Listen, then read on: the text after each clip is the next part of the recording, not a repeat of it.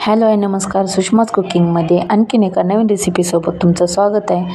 तर आज आपण छान अशी भाजी बनवणार आहोत भरल्या वांग्याची. तर बघा मी तो कूट घेतले, बारीकसर असं कूट घेतले प्लेटमध्ये. एक मोठे 4 चमचे असं कूट घेतलेलं आहे. तर आपल्याला हे वांग्यामध्ये भरून करायचं आहे. तर बघा छान असं बारीक कूट आहे, छान असं गोळा येण्यासारखं कूट घेतले बारीकसर. तर इथे 4 वांगे मी कट करून एक काप 4 करून पाण्यामध्ये घालून ठेवलेले आहेत, कारण आपले वांगे काळे पडत नाहीत. तर बघा असं असं कट करून घ्यायचे उभे, म्हणजे आळी वगैरे असेल तर ते दिसून येते. तर आता आपल्याला याचा मसाला बनवून घ्यायचा आहे. तर बघा आता मसाला बनवायचा आहे याचा आपल्याला. तर या वांग्यामध्ये आपल्याला मसाला बनवून घालायचा आहे. जे आपले फटे आहेत वांग्याच्या कट करून घेतलेले त्यामध्ये मसाला घालायचा आहे. तर बघा यामध्ये मसाले घालायचे आहेत. तर आपण आता जास्तही मसालेदार वांगं बनवायचं नाही, जो घरामध्ये असतो तोच मसाला घ्यायचा आहे. तर बघा तुमच्याकडे जो अवेलेबल असेल तो मसाला तुम्ही घालू शकता. मी तर एक कांदा कट करून घेतलेला आहे बारीक असा, आणि तो या कुटामध्ये घालून घेतलेला आहे. आणि आता आपल्याला यामध्ये मीठ वगैरे घालून घ्यायचं आहे. तर बघू शकताय मी कांदा कट करून घेतलेला आहे, आणि इथं आलं, लसूण आणि कोथिंबीर जरा जाडसर मी खलबत्त्यामध्ये वाटून घेतलेलं आहे. त्यात थोडंसं मीठ घालून वाटले, तर ते घालून घेतले एक मोठा चमचा, आणि अर्धा चमचा मीठ घालून घेतले आपल्या मसाल्यामध्ये. आणि आपल्याला यामध्ये हळद घालून घ्यायची.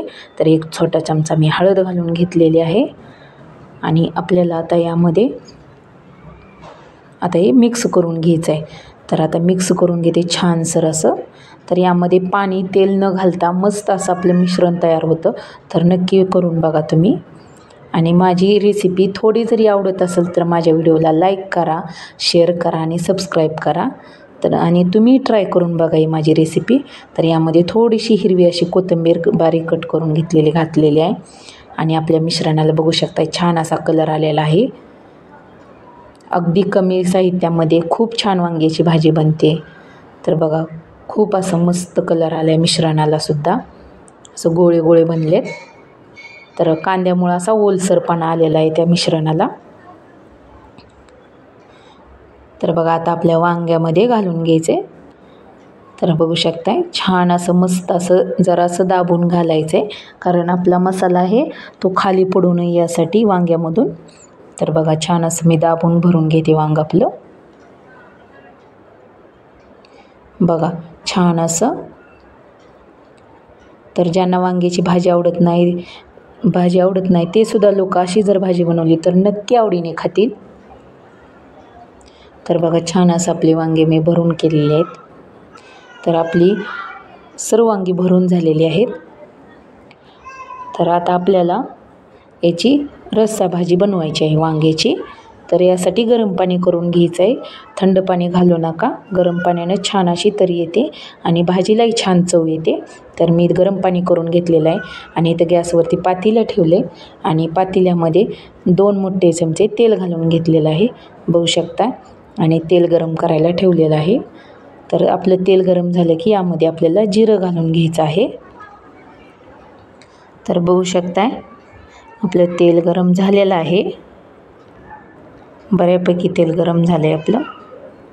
आणि आपल्याला यामध्ये आता जिरं घालून घ्यायचं आहे.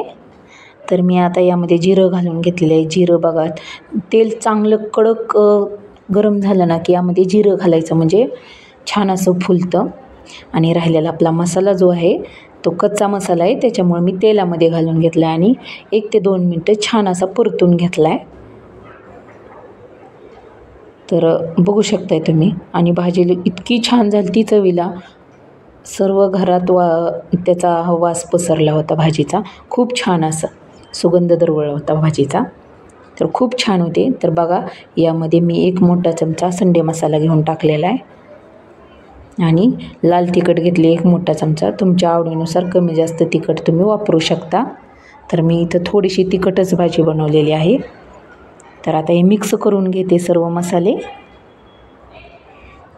1-2 मिनटं सर्व परतून घेते मी. छान असे तेलात परतून झालेले आहेत. तर यामध्ये आपल्याला भरलेली वांगी आहेत ना आपली मसाल्याची, ती घालून घ्यायची आहेत एक त्या मसाल्यामध्ये. तर आता वांगे घालून घेते मी एक पातेल्यात.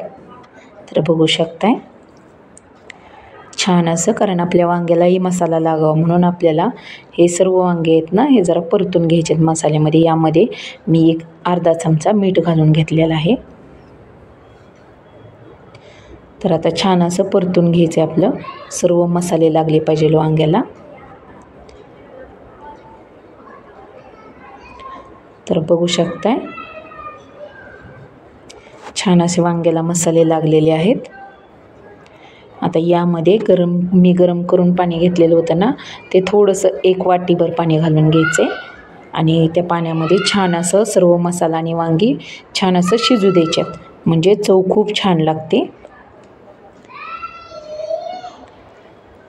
तर आता हे शिजवत आहे आणि यावरती आपल्याला झाकण ठेवून घ्यायचे एक 5 ते 10 मिनटं. तर मी झाकण ठेवून घेते 5 ते 10 मिनटं. तर आपलं झाकण काढलेलं आहे, 5 ते 10 मिनटं झालेले आहेत. बघू शकता किती छान असा कलर आला आहे भाजीला. तर खूप छान, आणि आपले वांगे पूर्ण शिजलेले नाहीत, असं अर्धवट शिजलेले आहेत, बाकीचे कच्चे आहेत. तर आता आपल्याला रस्सा भाजी बनवायची आहे. तर तुम्हाला जेवढी बनवायची तेवढी तुम्ही बनवू शकता. तर मी यामध्ये गरम करून घेतलेलं पाणी यामध्ये ओतून घेते आणि बघा मला एवढी भाजी बनवायची होती. तर मी एवढी भाजी बनवून घेतलेली आहे आणि यामध्ये थोडीशी भाजीवरती कोथिंबीर घालून घेतलेली आहे आणि परत मिक्स करून घेतली भाजी आणि कोथिंबीर, कारण कोथिंबीरीचा कलर छान होतो. माझी रेसिपी